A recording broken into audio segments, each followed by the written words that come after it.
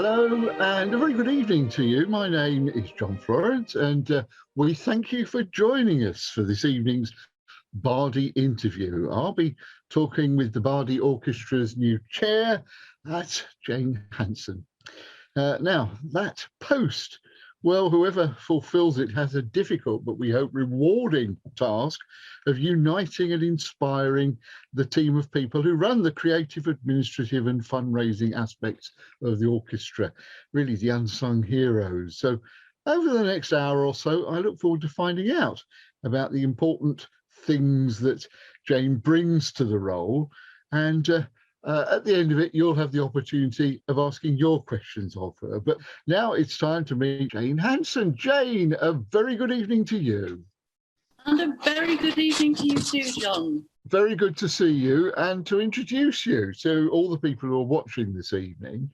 The first question I was to ask you is, well, you haven't really been for the Bardi all that long. How did you find yourself, how did you find your way to the Bardi?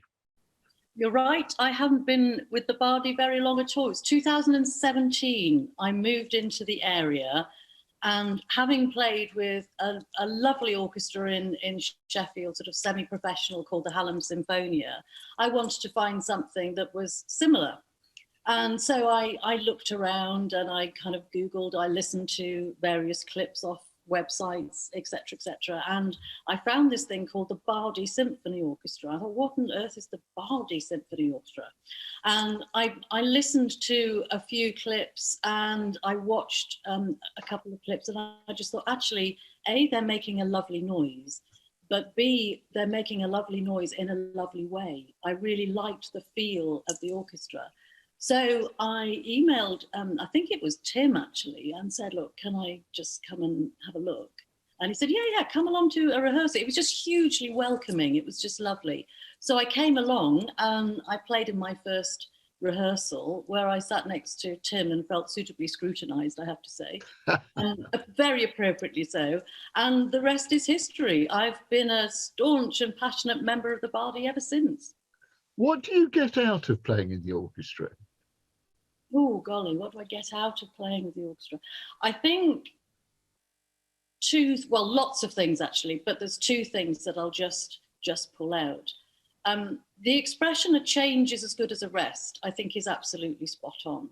And I have a pretty intense day job, of which more later perhaps, and being able to play with an orchestra to such a good standard, working hard, is actually a huge relaxation. I have a friend of mine, and she's a neurologist, and she will say that if you apply a different part of your brain to something quite intense, but using a different part of your brain, then you are relaxing the other bit, and it's a change as good as a rest. So I think primarily for me, playing with the orchestra allows my day job brain to rest, but I get huge satisfaction, and this takes me on to the second point, from actually making lovely music and good quality music with people that are really friendly and really hospitable. I mean, I was made to feel so welcome right from day one, John. Well, it's great to hear. And as you said, you've got a very demanding day job, and we will be hearing something of that later on. But let's stay with music now. Were you brought up in a musical family?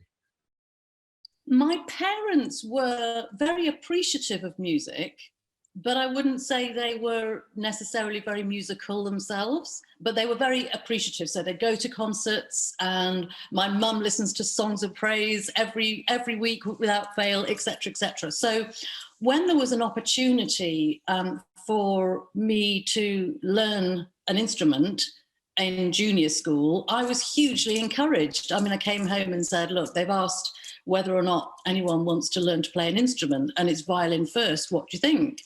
And my parents were sort of, absolutely, if you want to, go for it. And I was very, very keen, so I went for it. And there must have come a stage where you thought, well, this isn't just going to be any old hobby like stamp collecting. This is something that I want to actually do something good with. When did that happen? I'm not sure when the tipping point was, so to speak, but I think the joy and the magic of playing with an ensemble, and we'll get into the City of Sheffield Youth Orchestra that I was just so privileged to be part of for so many years, where the joy and magic of actually playing with an organisation that's working really hard to reach very, very good standards is just overwhelming. It's just amazing. It is. I remember coming back from concerts with such a high that you can't sleep. It's amazing, and I think there's nothing like that I found, and so the more I could get of that, the better. It was simple. Well, I think our first picture of you, there it is. Just explain what that picture is. That picture was taken, 1979 or so, and it is the first rehearsal of an orchestra that was founded in 1979 called the City of Sheffield Youth Orchestra. And it was founded by some music leaders, some inspired music leaders in Sheffield who wanted to put together a good orchestra. There was the Sheffield Youth Orchestra, not the same. There was a couple of other groups. There was the schools orchestras. But what they wanted to do, what their vision was create a symphony orchestra made up of young people in the area, where the business model, so to speak, if I can use that expression, was it had a professional conductor and it rehearsed in the holidays and it rehearsed intensively and then did concerts. And our first conductor here was Christopher Fry, who was an amazing guy, actually, amazing guy. I remember him for his tic-tacs, actually, but also I remember and his focus. And our first, we were brought together in, as I say, 1979, and we rehearsed in Thongsbridge Hall, which is in Derbyshire. And our first concert was the end of the Easter holidays in 1979, which included Beethoven's Fifth. And we had a great turnout, and that's where it started for me. And I just thought, this is wonderful. I love this feeling. And you've never lost your sense of how wonderful that feeling is, I'm sure. Here we are again, another ensemble. Explain about this. This is the Sheffield Youth Orchestra. So this was one of the feeder orchestras, if I can use that expression. Yeah. Forgive the 80s haircuts, but that's me in the leader's chair. And the soloist is my sister Catherine, who is a viola player, still is, lives in New Zealand, plays in the Auckland Symphony Orchestra now. She's actually a professional journalist, but plays in the Auckland Symphony Orchestra. And we were playing the William Walton Concerto for viola. And it was just a lovely moment being able to lead an orchestra with my sister as the soloist. It was just, yes, more amazing stuff, John. What can I say? More magic. Now, I said we'll talk about music, and as well as classical music, you have a wide interest in popular music as well. And one of the groups that you've really enjoyed, I think, over the years is Ultravox. I have indeed. I have. Ultravox is a band that, oh gosh, captivated me from very early on. So I bought my first ever single, Vienna, in 1980 when I was more years old, but not very old. And for me, Midgeur's sound was fascinating. It was unique at the time, and he's continued to push musical boundaries, I think, since, which is something I absolutely respect hugely. It's one of the world's injustices that Vienna was picked to the post, if you remember, in terms of the #1 slot by Joe Dolce's Shut Up in Your Face. I mean, how Midgeur actually dealt with that at the time, and ever since, I don't know. Anyway, in his album Orchestrated, in 2018, Midge reimagined solo and Ultravox material with the accompaniment of an orchestra, and it's amazing. Frankly, it's about time he got a knighthood, in my opinion. Yeah, well, we'll also hear some more of your other than classical music sort of enthusiasms as we go by. And I agree, Ultravox are a fascinating group. And I think, you know, there was a time, I remember when I was being brought up, and at university to some extent, that the whole idea of studying was to inoculate you against ghastly popular culture. But in fact, that's desperately unfair, because actually, good popular films, good popular music have got their place, and they are by no means unsophisticated, and certainly stimulating as well, aren't they?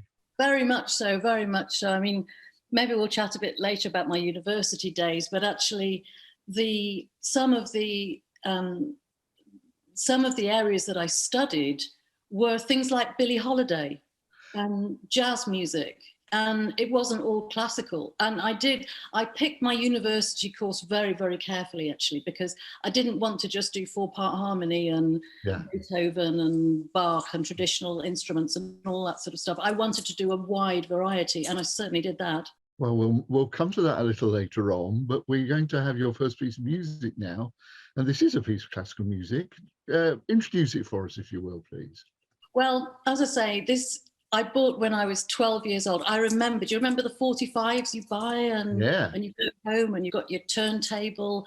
And I was so excited to play this music, so excited. And the sound when it came on was just amazing. And I remember turning the volume up, much to my mum's chagrin actually, but turning the volume up really, really high and sitting in a chair, closing my eyes and just indulging in the sound. Let's listen to Ultravox.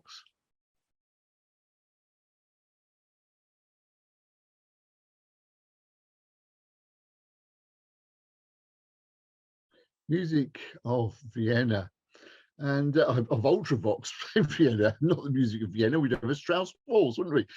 Jane, it was good to hear that. Let's go back to your playing with youth orchestras and so on. You said you got a huge amount out of it, and there we are again. I don't know whether we can pick you out on that, can we? I'm not sure I'd want to show you, frankly. But yes, I am there on the front, one of the little ones. I was only 12 years old when that orchestra started. Now, interestingly, there are some other people on this photograph, and I didn't realize it at the time, who I now play with in the Bardi. And it took me a while to figure this out. So in this photograph are Heather and Hazel Sewell, as they were then, who were also founder members of the City of Sheffield Youth Orchestra. And I was playing in the Bardi, I think it was a couple of years ago, and I'd been sitting next to this lady that I recognized, but I couldn't place her. And then we got talking, and it turned out actually she came from Sheffield as well. And it turned out that she joined the orchestra after this. She was the younger sister of Heather and Hazel. And we'd been sitting next door to each other for, I don't know, X number of rehearsals, and hadn't realized that we played in the same ensemble when we were juniors, so to speak, in Sheffield. It was a wonderful surprise, a wonderful surprise. Well, it's a small world, the musical world, isn't it? And I think we can have another coincidence a little later on. But here's a rather different picture. This is at the Royal Festival Hall. Explain about this strange image. Well, I think it's probably pertinent to point out at this point, I hadn't been drinking. Actually, that's a good or a bad thing, I don't know. Anyway, we were playing at the in the competition of the music for youth, and I found this my best friend and I. My best friend was a violinist called Catherine Blank, who is now a neurologist, a consultant neurologist. It's funny how many musicians actually go on to be doctors.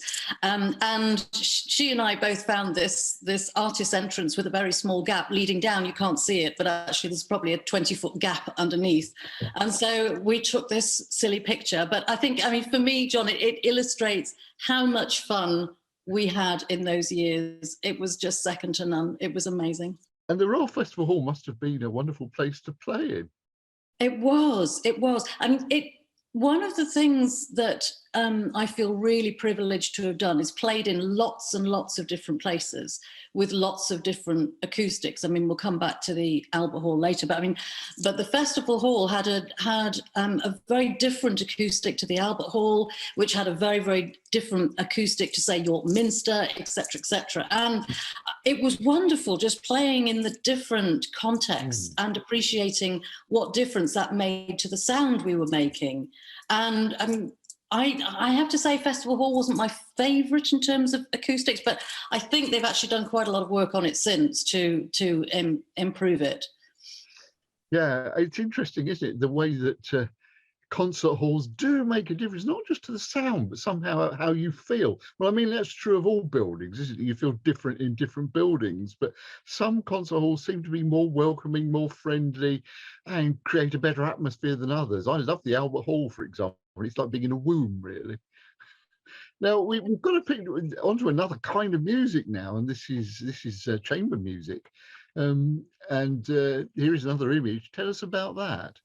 Well, this is a little bit later than 1979, so I'm about sort of 14. I'm leading this ensemble, this octet, and again we were we were so lucky, John, with the passion and the energy of the music leaders we had in Sheffield, and I'm sure that was replicated around the country. But they made our childhood by allowing us to just engage so much with this stuff and make such wonderful music. And every August there was a residential course up in Hollinsclough, which is up north.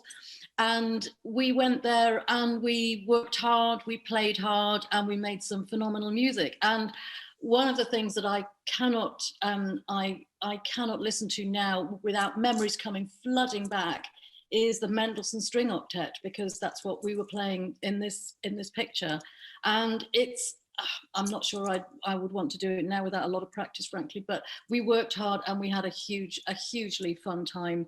My sister played the viola in it as well. And the people that we played with we were all good friends. So we'd spend 3 hours intensively rehearsing. Then we'd go for a walk in the lakes, and then we'd come back, do more intensive rehearsing. I mean, what more could you want, actually? It was just, it was fun, huge fun. It's a glorious piece of music as well. And we'll hear a bit of it now. This is the Mendelssohn Octet.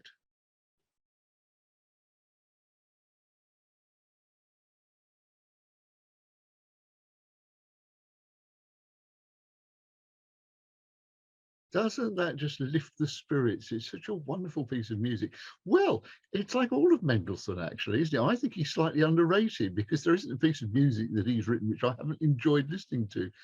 But the other interesting thing is, of course, that this is a piece of chamber music.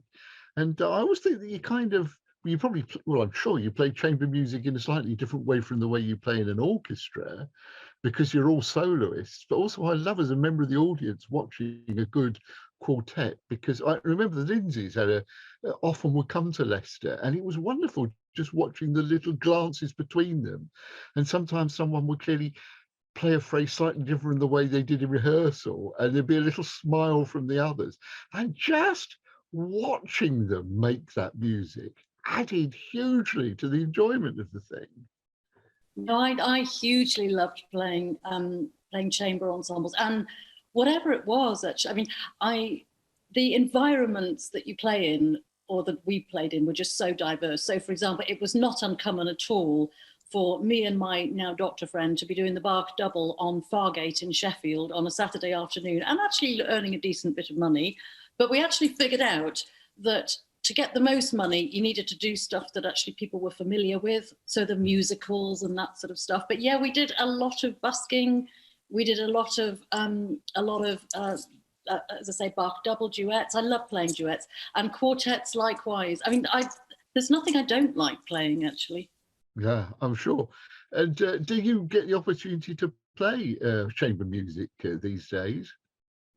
At the minute, John, no, I don't. I mean, I'm. It's a mixture of time, I think, plus I haven't found a group of people that would be patient enough to play with me yet, actually, frankly. So one day I probably will again when I've got a little bit more time. I would love to, actually. I would love to, because it's something that I did an awful lot of, actually, in the year after I left university and played for royal and civic occasions while I was figuring out what to do career-wise. And that's how I met Princess Diana and Prince Charles when they came to the Sheffield Civic Hall. And we were the quintet in the Minstrels Gallery, playing the music for all the dignitaries and mayor and whoever it was. And they were late. And it's a funny little story, actually, because they were so late that Princess Diana, bless her, felt that she needed to come up the Minstrels Gallery and apologise, but we got about, oh golly, a minute's notice. This courtier came up the stairs. You know what minstrels' galleries are like? They're tiny. And there's 5 of us here with cases strewn everywhere, coats, and you know the sort of gig. And a courtier came up the stairs and said, "Who's the leader?" And I said, "Well, it's me." "Well, you need to get ready, stand up and release your right hand because she's going to want to shake your hand. Do you know how to curtsy?" And I went, "No." Anyway, she comes up the stairs and I'm balancing my violin. I've got a scroll on my little finger. I've got my bow on that finger, the violin under my arm, and I've just about managed to release my right hand to be able to shake her hand. And she comes up the stairs and she's just so lovely. She's tall, very tall. She's beautiful. She's gracious. She's apologetic. And I was completely overawed by the occasion, I have to say. It was an amazing point in my life, that one. How wonderful. That is really glorious. And just going back to the business of making chamber music, well, maybe there is the opening for a Bardi string quartet or quintet or something in the future. That would be great if there were. Now, as I said, you've got a very wide taste in music, and we move on to a very different, liking of yours. Just explain what this piece of what this image tells us about you. Well, this was a source of a big dilemma of mine in about 1981. So this is the under 11s tennis team that I was part of, and it was a very difficult time for me, John. Only in that I was doing so much music, but I was doing a lot of sport as well, and I just didn't have time for both. And it was really, really tricky because I had to decide. I was very lucky. I was reasonably good at both. So it was do I carry on with tennis and hockey, or do I actually put my cards on the music table and go, that's what I'm going to do?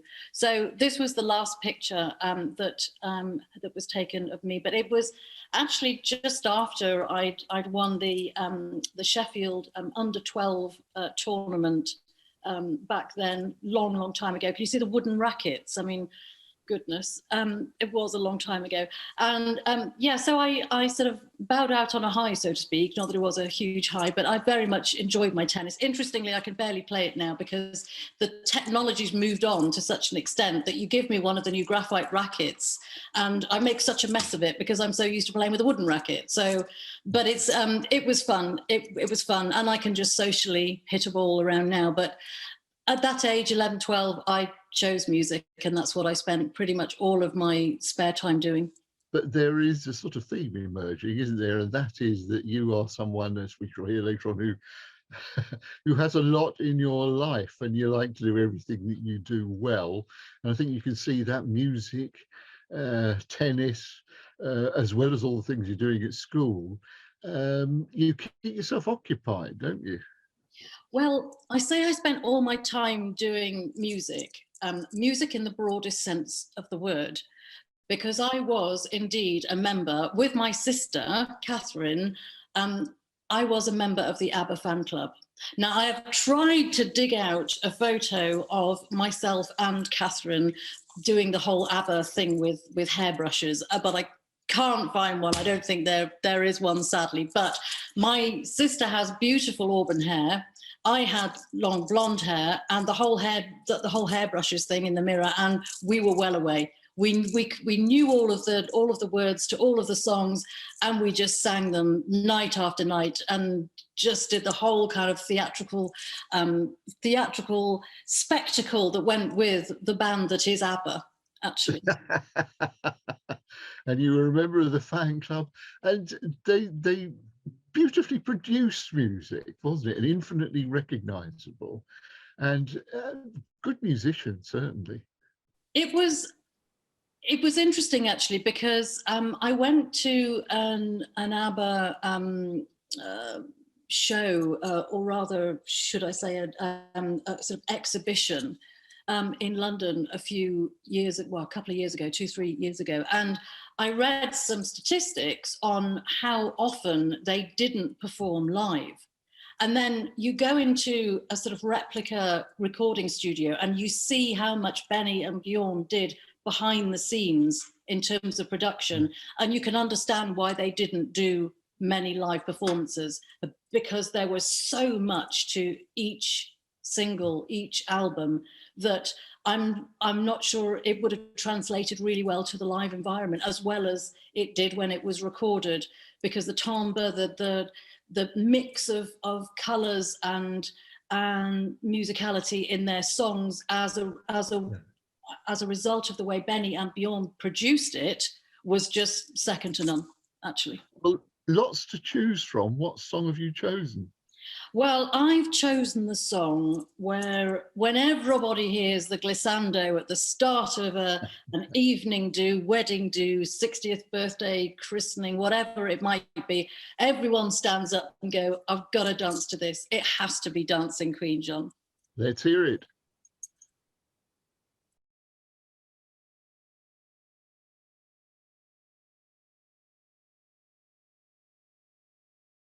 Oh boy, that's great, isn't it? And they've lasted so well, haven't they? And that's absolutely right. That was Dancing Queen by ABBA. I should explain, John, what I meant in terms of the hairbrushes, actually, because I didn't make it clear. The hairbrushes were our microphones. I'm sure they were. Doing our hair with them. But yes, they will stand the test of time, I'm sure. Elton John, Monkeys, Beatles, I mean, they're classics that I really hope will stand the test of time. Okay, let's now move on to moving to university, and this I take is a university picture that we're seeing now. It is. So this is my third year, actually. Again, I'm on the front. There's a bit of a recurring theme here. It's actually because I'm small. But there are lots of faces here who I haven't seen for an awfully long time, some of which I still do know. And when I was talking this through with Robert and talking through the fact that we had the Jagdish Mystery String Quartet as our visiting quartet at university, Robert kind of went, oh my goodness. And I realized, well, I didn't realize till he told me, but there's a connection between Jagdish Mystery, who was the leader of the quartet that was the visiting quartet supporting the Department of Music at York during that time, because he then went on to be leader of the Bardi afterwards. Another coincidence. Another coincidence, absolutely. So Jagdish is the one on the right of the picture, second one up. And he was a phenomenal violinist, very, very inspiring. Yes, I mean, as I said earlier, I chose the York University music course very, very carefully. I didn't particularly like exams, who does? And so I chose a degree that was continuous assessment and lots of playing. So it was wonderful. I spent 3 years playing music. And it was a very, well, still is, I think, a very fine music department at York in those days. I believe so. I mean, our professor on the far left front row, John Painter, has sadly since passed away. But we had another professor, also sadly passed away, called Wilfred Mellers, whose name may be a little bit familiar to some people because he was a music critic, but he was also a composer, and he was eccentric, that's certainly true, but he was really interesting guy. And the Billie Holiday project that I talked about earlier, he was the tutor for our Billie Holiday project. And he wrote a book about women singers as well, and he got Kate Bush, Billie Holiday, all those people in it. And he was someone who didn't make that hard and fast distinction between classical music and popular music. He wrote the first serious book on the Beatles, and he wrote about jazz and American music, and he always wrote with great enthusiasm about all kinds of music, which certainly wasn't true of all academic people in music departments. Certainly true. Oh gosh, that is graduation day. Right, graduation day, a great feeling. Anyone who's graduated has a great feeling about graduation day. No different for you, I'm sure. No, I mean, I was very, very delighted that my mum came and watched me graduate, and it was a bit of an interesting one there because, like many students, graduation day, wonderful. You got a degree, excellent. Now what? Yes. It was fairly tricky actually, because after that day and after that 3 years just doing music so intensely, it was kind of a, well, what do I do now? And it was quite grounding actually, realizing that I didn't know what I was going to do next. So you sort of just had to sit down and try and review your options, is that right? Well, I did. I mean, as it happens, what I did for a year was I carried on doing music. As I say, I mean, that was the year where I met Prince Charles, Princess Diana, did all the other chamber ensembles, and sort of made my way through playing in various sort of orchestras and musicals and what have you. But I think I realized after sort of 6, 7, 8 months that, okay, there were lots of people an awful lot better than I was. And it was very antisocial hours, and I was maybe going to need to have a rethink here. Well, you actually did come to a conclusion. We'll come to that after we've heard our next piece of music. And this is Russian music, which you have a fondness for, I think. I do, and I share the passion with my sister Catherine. We both love Russian music. I mean, Shostakovich, frankly, John, is simply sexy. And there's something about the big Russian composers, which as a musician makes them incredible to play. I think it's about being a small part of a huge picture, the drama, the emotion. Yeah. It's the musical version of a blockbuster, isn't it, really? And I love a good blockbuster, frankly. I should, at this point, declare I'm a passionate James Bond Bond fan. In fact, my family won't watch a James Bond film with me because I just narrate the entire dialogue. But no, one of my favorite pieces, and I have many in terms of the Russian repertoire, is Shostakovich Piano Concerto No. 2, particularly the second movement. And I've played it a number of times with a number of soloists, and no matter how many times, I can even feel goosebumps just talking about it, actually. No matter how many times I play it, I will get those goosebumps every single time. Let's hear that then. Let's hear part of that now, the middle movement of the Shostakovich Second Piano Concerto.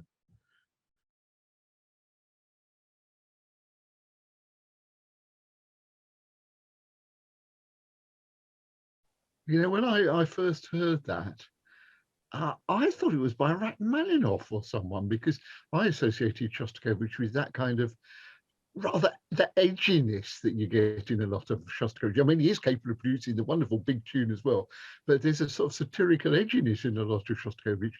And I couldn't quite believe that which is so beautiful and sort of heart-easing, was by Shostakovich, but it's gorgeous, isn't it? It's just beautiful. I'm covered in goosebumps. What can I say? Well, there we are. That was the choice of Jane Hanson. And just a reminder that at the end of this session, you will have an opportunity to put questions to Jane, and we'll be revealing how that can be achieved a little later on. But we left you, Jane, in a sort of hiatus, not quite knowing what you were going to do. So what did you decide?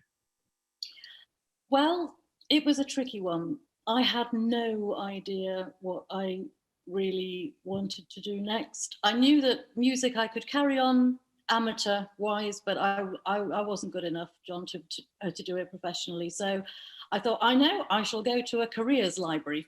So in those days, no internet, no smartphones, etc. So I went back to the university library, all of these brochures surrounding me, and I thought, oh my goodness, where do I start? So I went to a shelf, and I was drawn by a picture of this woman in a smart suit and some high heels and a briefcase. And I just thought, that's me. So I picked up this brochure, and it said, KPMG Pete Marwick McClintock Chartered Accountants. And I thought, what on earth is a chartered accountant?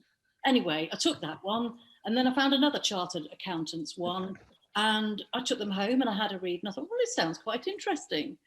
And so I filled out the form at the back and sent it off, and no computers, I mean, completely different process, sent it off, and I got an interview at both what was then KPMG, Pete Marwick McClintock, and then Coopers and Lybrand as well. And my interview with KPMG was, I can only describe it as actually surreal. It was a conversation about the correlation between a set of statutory accounts and 4-part harmony, with a bit of gardening thrown in. And we had a lovely conversation. This was the partner of the then York office, and I was in. That was it. And it's, I mean, I'm humbled actually to have got in back then. I mean, it certainly wouldn't have been that easy these days. Much harder these days. But I started, and I remember in my first week just coming home and thinking, what have I done? Coming out of a music degree, and then suddenly you've got debits and credits and accounting stuff and auditing stuff and economic stuff and capital management, just everything that was completely alien. I didn't understand anything at all. And I remember just thinking, oh no, I've made a huge mistake here. But nevertheless, you did well, because, well, look what we've got on the screen. Well, I was lucky. I had a friend who also joined KPMG at the same time, who I'd been at university with, and she'd done psychology. So she was in exactly the same boat as me. And we basically kind of held each other's hand through those first few years. And I qualified, and that indeed is my certificate of fellowship. So I got my fellowship after 10 years, and I became a chartered accountant. You became a chartered accountant, and I do think that's extraordinary, not having had any experience of this before. But once you got the hang of it, as it were, was it something that fulfilled you? It's an interesting question, John. It's an interesting question. I think it very much depends on the organisation that you work in, and the actual job that you're doing. I mean, I was lucky enough to have some great jobs. So I spent 14 years at KPMG, latterly running the northern practice for all things risk and governance and regulatory. And then I was headhunted to re-engineer the audit function at Aviva, big insurance company. And then I became the risk director. And it was a character building period, actually, because mortgage endowment complaints, do you remember those back in whenever it was? I ended up being being responsible for the entire Norwich Union mortgage endowment complaints operation. I mean, at one point we had, I think it was 1,000 people in call centres, and we were trying to manage it. And that was, I wouldn't say fulfilling, I would say character building, but actually I learned an awful lot. But I learned an awful lot from everything that I did. But I think it's fair to say, having done a number of years in those roles, which were intense to the point of absolutely exhausting, I did actually get to the point where I just thought, actually, I do want to do a little bit more in terms of society. And that's when I took a year out. We're in 2006 now. And I spent that year doing prison visiting, teaching maths in a school. My daughter was one of the students that I was teaching. At that point, I realized that actually being an accountant didn't necessarily mean you were good at maths.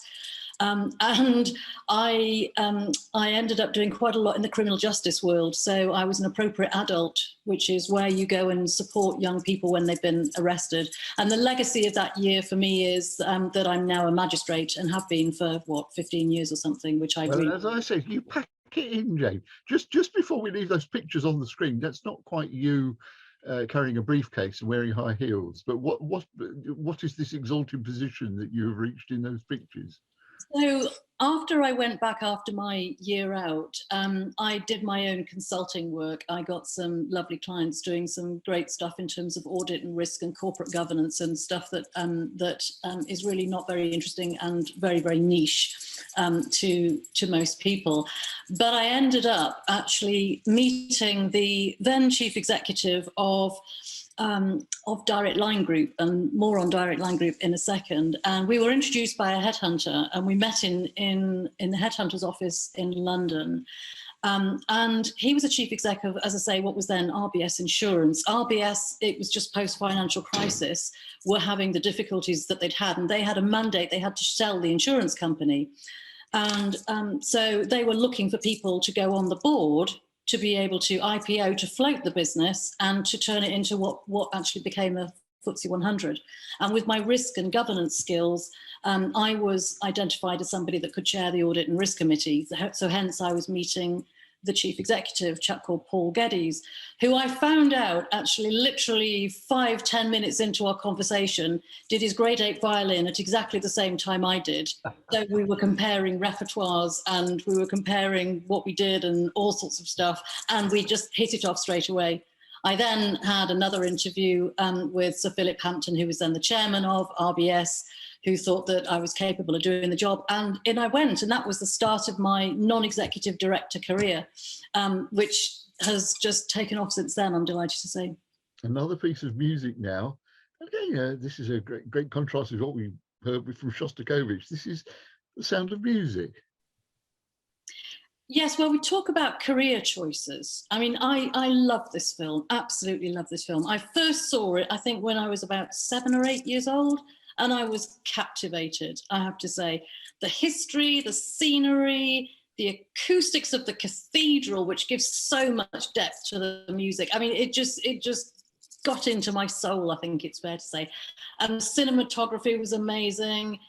And as I say, talk about career shaping, this one was a very early career shaper for me, because having watched it, apparently, and I don't remember this, my mum would be able to testify to it. She laughs about it ever since, actually. I declared with much conviction to my parents on watching the rolling credits that I wanted to become a nun. On reflection, I think it was the music that shaped my desired future career choice rather than the religious commitment.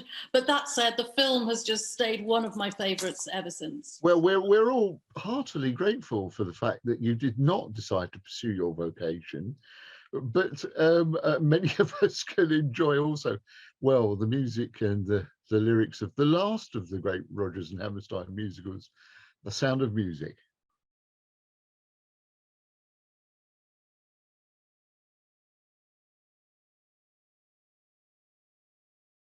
Well, that was the overture to Rodgers and Hammerstein's Sound of Music, played by the John Wilson Orchestra. And John Wilson, what a great musician he is, and he's brought that kind of music to a really wide audience, hasn't it? And it's played beautifully. It is. I mean, it's just amazing. I mean, I introduced it to my partner, who I'm embarrassed to say had never seen the film until he was more than 50-something. And I'm not sure he's going to be as big a fan as I am, but I mean, I think he certainly understood why it made such an impression on me. And there are some pictures which momentarily, at any rate, decided you to be a nun, but thankfully that didn't happen.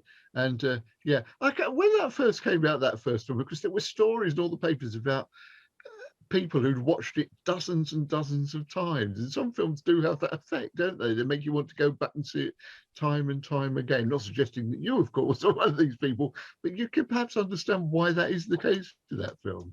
No, John, I am one of those people. Well, that's great.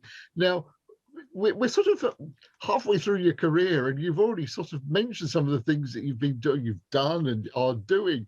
And I come back to this idea that I wouldn't exactly say that you're driven, but I would say that I get the sense that you like to have your day filled. Yeah, I mean, it's one of those things, I think. I mean, it's a classic expression. If you want something doing, ask a busy person to do it. And I love to have, yes, full days, full weeks. I love knowing I've got lots to do. And yeah, it can be a little bit stressful, but I really enjoy having a portfolio, so yeah. A number of non-executive roles. So I sit on the board of Welsh Water.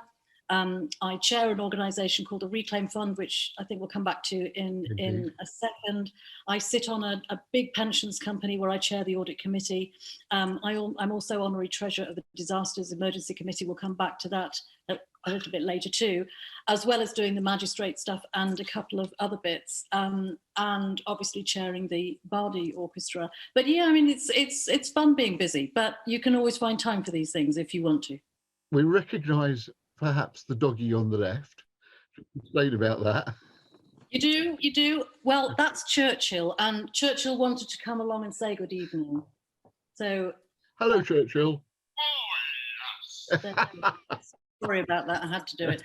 So yes, Churchill was one of Direct, well, still is one of Direct Line's brands. Direct Line is the main brand. Then there's Churchill and Privilege and Green Flag. They're all part of Direct Line's brands. And I'm really proud to have been associated with the journey that Direct Line has been on since it was RBS Insurance. And the picture on the right is when we floated on the stock market in 2000 and gosh, when was it? 12. Yeah. And since then, we've reached the dizzy heights of FTSE 100, and it's the team that have been responsible, the management team. They've done a phenomenal job, and they still do. But I think the brands being as strong as they are has been part of Direct Line's success. The kind of things that you're doing in your professional life, and here is another one here. Are they things that feed into being chair of the Bardi, do you think? I think they are, John. I think they are. I mean, this picture, you talk about fulfillment. This is one of my most fulfilling roles. So the Reclaim Fund is an outfit that was conceived by the Labour government, actually, and was born out of the Dormant Accounts Act 2007. And basically what it does is it takes dormant monies, so monies that people haven't touched in their bank and building society accounts for over 15 years. The banks give it to us and we pay it over to the government to go to good causes. And when this scheme was originally conceived, they thought that we'd get about £400 million in. We've had over £1 billion in dormant monies in from the banks and major building societies, and we've paid nearly £750 million out to good causes, which is anything from, I mean, some wonderful charities we've actually been able to help, whether it be anorexia or older people or young kids in Glasgow making music. That's one of my favourites, actually, and it's been hugely rewarding. And my job there, as I say, as chairman, is to lead an extremely talented board of professionals in developing this scheme. And I'm very privileged to have just been asked by the government to chair the Dormant Asset Expansion Board, which is about expanding this scheme into broader financial services. So orphan life funds, pension funds, wealth management, securities, etc. It's estimated that there will be approximately sort of 400 million. I think it'll be way more than that. I think it's in excess of $1 billion. But the skills that I've learned over my career as a chair and working in business have absolutely, I think, helped me to be the chair of the Bardi and to help the Bardi. Well, I hope so. You have to ask my colleagues, really. Well, moving on now to, well, it's more American music now, isn't it? This is Leonard Bernstein. Would you tell us about this piece of music, please? Yeah, I played this piece in Bochum in 1984 when a subset of the City of Sheffield Youth Orchestra went over to Germany to celebrate the 35th anniversary of the twinning of Sheffield and Bochum. And this overture, Candide, brings back memories of celebration and fun. And it was really important to both cities that this was a very, very successful trip. And it was charged with energy, with passion, with fun, as I say. And I remember playing this over in Bochum, and the atmosphere in the Bochum Town Hall when we played it was just wonderful. And it's kind of an anchor for me now, this music, whenever I hear it, because it just reminds me of how important that celebration was to those people and how much they valued it. And this is the overture to Bernstein's, well, it's sort of an operetta, really, or musical Candide.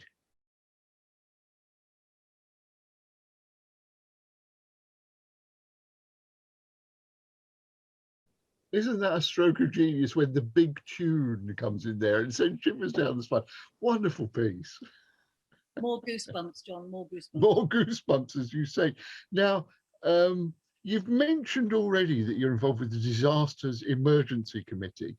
I first heard about that some years back when I interviewed someone on my radio programme about the Disasters Emergency Committee, which, to my shame, I didn't know anything about, and I thought it was absolutely fascinating. Could you just, in a nutshell, explain what the committee does? It's a very large committee, actually, and it's made up of a few independent trustees, so 4 of whom you see on the screen, and there's about 3 more independent trustees, but it's also made up of the chief executives of the major charities which are part of the committee. So the chief exec of Oxfam, Red Cross, Save the Children, ActionAid, WaterAid, etc., etc. So they're big board meetings. But essentially what they do, what the Disasters Emergency Committee does, is where there is a need, and it's a significant need, which is publicised such that we think that we're going to get a good public response, then we will launch an appeal.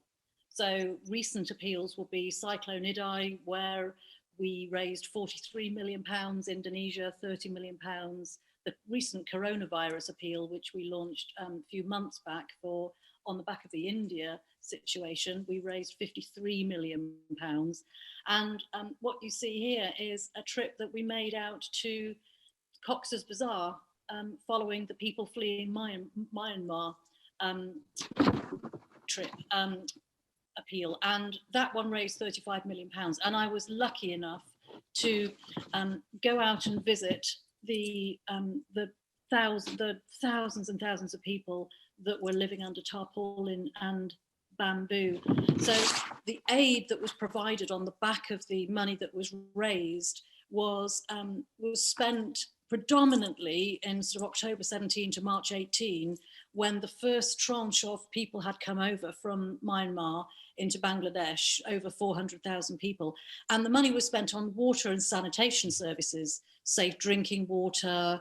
There were about 120 hygiene kits for about, 50,000 families, I think it was, and household stuff, paper, pens, things like that, teaching them how to actually help with their own sanitation, because they were building homes. And I remember talking to Syed, who had arrived in the camp after 7 days traveling with his children to get from Myanmar to Bangladesh. And he had been feeding his children bark and drinking water from banana leaves to survive on the journey. He'd lost his wife. The children had lost their mother, sadly, on the journey. And this is where he arrived. And the only help that they had was from the charities that were part of the Disasters Emergency Committee. And it was, John, it was humbling to go there and actually see what we saw, and how the people lived there, to talk to some of the women through an interpreter, obviously, and what they've been through is just unbelievably horrific. So, I mean, you talk about fulfillment, just being able to make a tiny weeny bit of a difference in the disasters emergency context is hugely fulfilling. Well, absolutely. And I know it is humbling when you hear things like that, but it also makes you feel very depressed at the depths that human nature sometimes can descend to, because a lot of these things that you're dealing with are completely needless, really. And yet people still go on causing other people the most dreadful pain and tragedy. Well, I can't go on, really. It's very depressing, I think. And then when Mother Nature sort of deals them a pretty heavy blow as well. So, I mean, in March this year, 2021, there was a devastating fire in 3 of the camps. So that picture of the camps is 2 camps. There's one on the left, one on the right, but there were 38 camps, I think, when I went, with 1 million people in them. But this fire basically was in 3 camps. It killed, goodness knows how, it only killed 11 refugees, but it killed 11 refugees, but 10,000 households were left with no shelter. And of course, the monsoons come in May. So they had 2 months to basically rebuild before the monsoons came. So you're absolutely right, John. The injustice and the inhumanities that go on in our world, coupled with a blow that Mother Nature might deal you, and these people have had a pretty rough time. We must move on to our next piece of music, and it seems as though in these conversations that not one of them goes without some Elgar, understandably so, the great composer. What have you chosen? I've chosen a piece of music that again is one that means an awful lot to me, because I played it with a member of the orchestra, a founding member, a guy by the name of Matthew Barley, who led the cello section, now a professional musician and has been ever since.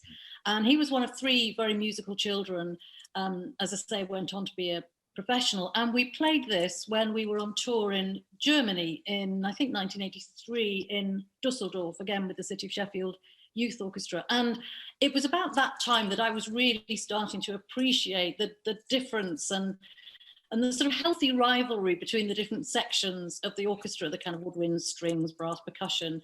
And just noticing that on music courses was really good fun. I mean, solo string players like Matthew were kind of quite trendy on the whole. Matthew absolutely was.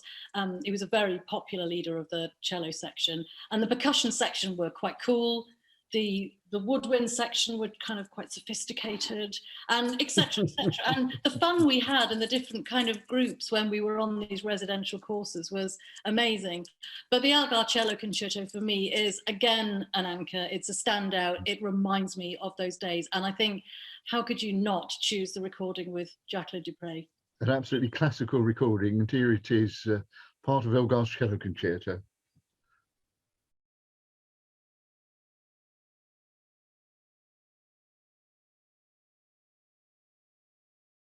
Well, it's one of the most moving pieces of music I know, and it goes for many people, I think, part of the Elgar Cello Concerto, Barbirolli conducting the LSO, and of course, Jacqueline Dupre playing the cello there. Well, Jane, we're rapidly coming to the end of our conversation, but we've got a picture here which will bring back memories, I'm sure. Explain about this, please.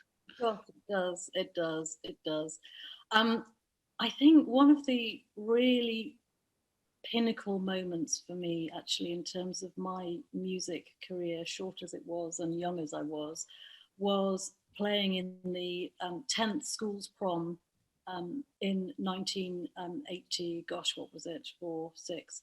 And we were playing on the last night of the schools proms. And the whole thing, John, was just so magical from start to finish, from getting on the coach in Sheffield to going to the rehearsal, to feeling the whole energy. Yeah. And then when the audience fills up, it's just, oh gosh, unbelievably powerful. The last night of the school's proms, the final session, absolutely awesome. If I had to use one word to describe the piece of music that we played, and it's a Russian piece of music, that would also be absolutely awesome.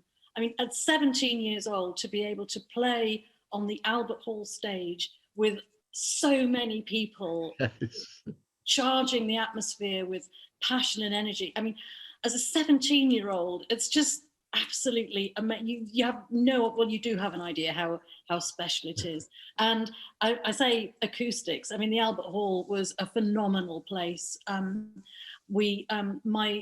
My friend and I, Catherine and I, nearly didn't quite make it on for this part of the programme because we got lost backstage. And I remember the panic. If anyone's been backstage in the Albert Hall, they will know it's just like the rabbit warren. It's not a question of actually just going round till you find your right door to go in. It's far too complicated.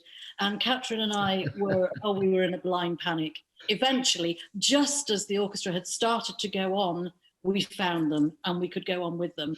But I mean, it was, yes, just an amazing experience. Well, the year before, I had no exactly that experience, because the year before last, Ian Skelly, who's a Radio 3 presenter and a friend of mine, invited my wife and I down to sit in the box where they do the commentary from. And if he hadn't been there to take us backstage and guide us around, I would have still been wandering around there now, I think. But I agree. It's magical, the Albert Hall. I think there's only that word for it. But that whole bit of London actually is wonderful. Albertopolis, as it's called. But we come back now really to, well, what we started with. You're joining the Bardi Orchestra, and here's a picture of you with Adam Summerhays, the leader of the orchestra. And you've really just said how much you thoroughly enjoyed playing with them. Is there a particular piece of music that you thoroughly enjoyed playing with the Bardi, or is it all the same? You know, is it all great? I do have a particular piece of music, John, and again, it's Russian. But I think the Shostakovich Festival Overture in A, Opus 96, is the one which I think just connects my musical youth to the Bardi. It's one of the pieces that we played on the Royal Albert Hall stage that night. And ironically, and just saying this is bringing me out more goosebumps. Gosh, how many goosebumps. It was so lovely to relive the experience by playing it with the Bardi last year, just before lockdown. So I think it's perfect for my last choice because it connects the whole thing together. Here we have then the Shostakovich Festive Overture.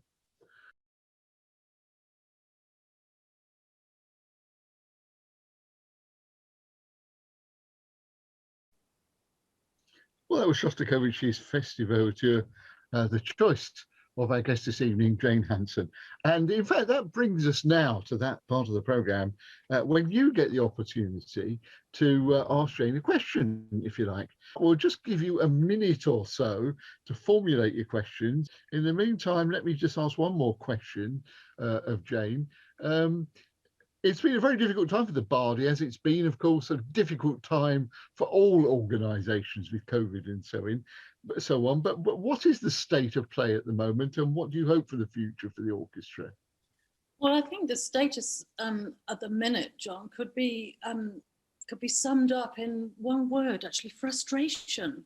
We're just so desperate to get back and make music again. But that said, we are patiently waiting until the government actually relaxes the guidelines, illogical though some of them might actually be, in my personal opinion. But we look forward to being able to get together socially distanced on the 10th of July and to making music for audiences again in the autumn, hopefully, fingers crossed. Well, we all have our fingers crossed, and we very much hope that that will happen, because there's nothing, as you have suggested many times in the course of the last, what is it, hour and a half or so, that there's nothing like live music making and indeed sitting in the audience and participating in that sense. Now, I'm pleased to say we have a question for you, and that is Edward. Edward, would you please unmute yourself and ask your question? Hi, firstly, I'd just like to say one absolutely brilliant interview from both of you. I think it's absolutely really insightful into how Jane has gone through this journey. But my question, please, if I may, is of all the places that Jane has played, going through such a fabulous career, what's the favourite? Tricky one. I think, you know, it's probably predictable, but it's got to be that last night of the school's proms in the Albert Hall. And that's because of the magical environment that we were playing it in. We'd won a competition. We were chosen to be the last orchestra on the last night of the school's proms. We felt really proud that we'd actually achieved something quite great. The music, we'd rehearsed so much. We were tight. We were good, and just mixing all of those component parts together. I don't think I slept actually after that evening for a good 2 days. I was completely high. Edward, thank you very much for that question, and we're so pleased that you've enjoyed this evening so far. Now, I've got a yellow hand on my screen by the side of something called Bardi Live Session. Now, I don't know if there is a Mr., Mrs. or Miss Bardi Live Session on the line, but if so, perhaps you could unmute yourself and ask a question. And it's me, John. I'm the host. I am. Oh, me. Well, you could have put your name there. I can't. I have to be this because I'm the host. Jane, it has been illuminating, to put it mildly, putting this together with yourself. And I'm sure, as Edward said, probably most of us have fallen off our chairs backwards and are completely and utterly gobsmacked with what on earth you managed to fit into 24 hours in any one day. So the simple question could have been to ask you, how on earth do you fit any music making in? Because clearly you do. What about skewing that and saying, clearly then you have to find time to make the music, because you still need to do that, don't you, I believe, to keep you going as an antidote or whatever to all this amazing other stuff you do, surely. I mean, that's absolutely right, Robert, absolutely right. I mean, I think for anyone who is lucky enough to play music or enjoy music, it can change your mood in a nanosecond. So you can come out of a pretty rough meeting or a rough conversation or whatever it might be, and you put something on, I don't know, that you particularly think will actually raise your mood, and it changes it, and you're transfixed, and you're suddenly not in that horrible place that you were. And I'm privileged, absolutely, to be able to just either have a phone with some earphones with me when I'm walking through London or whatever it might be. I've got a piano here, I can just go and tinkle.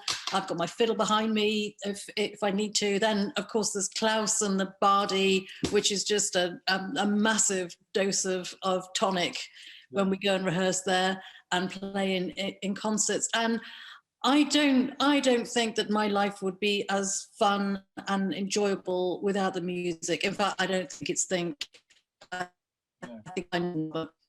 I think we would all agree with that, and I think it's been heightened, hasn't it, with the fact that we haven't been able to play with the people.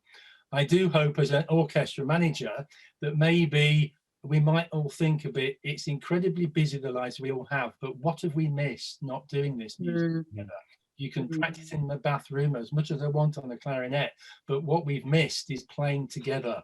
And that's what it's about, isn't it? The camaraderie, as you say, you're on the stage at the Albert Hall, you play that piece. It was the same when we did it in March. We had no idea what was about to befall us all. And here we are. We haven't played together, all of us, since.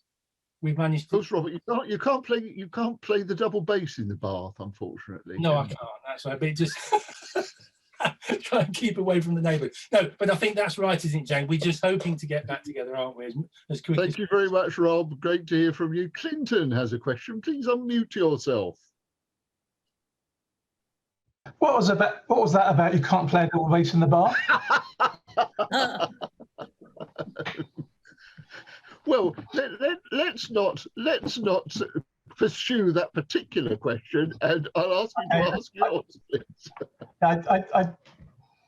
I've listened to all three of the recordings, or four of them now, sorry, I've lost count of the recordings. It just struck me as how so often so paralleled our experiences have been. You know, I don't know what year it was you said you played in the Albert Hall in the school's prom, Jane? 1984. I did it in 1981. Well, there you Same go.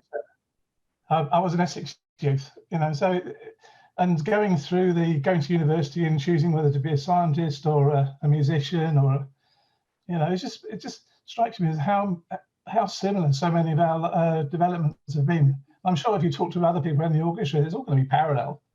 You know, you go to the school's music service wherever you were. When I was in Essex, the other school music service we used to hear about was Leicestershire, funnily enough. And I don't know, it's just interesting, sort of the parallelisms that have been going on over the years. That just struck me. Well, I think that was a question. That was more of an observation, I think. Well, I think it's actually very, very true. I mean, for those of us that are lucky enough to have been part of those journeys, we look back and we think, actually, that was phenomenal. And it's just something that nobody can ever take away from us, those memories. And I share your view. It was just wonderful. Thank you so much, Clinton, for your question. Thank you for all your questions. And that really does bring us to the end of the programme. First of all, Jane, thank you so much indeed for, in your busy schedule, agreeing to take time out to submit to some questions. It's been great talking to you this evening. Thank you very much indeed. And the next guest will be David Calo, who is, of course, MD of the Bardi Wind Orchestra. And we'll be talking to him about that and many other things as well. And that is on the 6th of August. Meanwhile, I would like to thank very much indeed those valiant and unsung heroes behind the screens who make the wheels go round and put everything on air. Alan Hames, David Kalo again, and Robert Halo. Thank you very much indeed, gentlemen. Thank you very much indeed for watching this evening. And you can watch the programme, as it says on the screen, and others in the series on the Bardi website, www.bardi.org.uk. And the video of this evening's session will be on the website by the end of next week. And that wraps it up for this Friday evening. Thank you for being with us. That's it from Jane and myself and everyone else. Join us next time. Until then, cheerio.